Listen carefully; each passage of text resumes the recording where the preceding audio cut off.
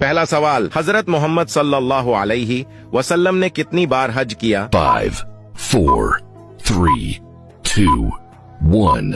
सही जवाब है एक बार।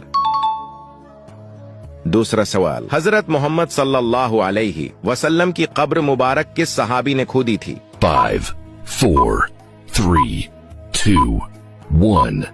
सही जवाब है हजरत अबू तलहा रजी अल्लाह अन्हु।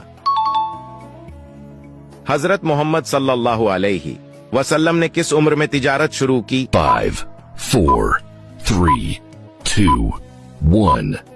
सही जवाब है 20 साल की उम्र में।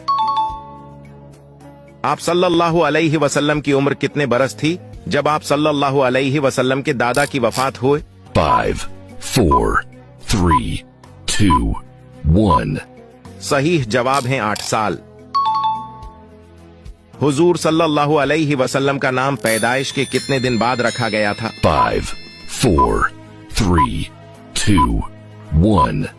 सही जवाब है 7 दिन बाद।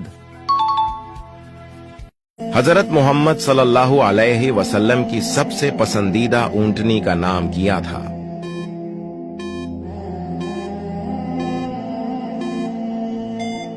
जवाब कस्वा।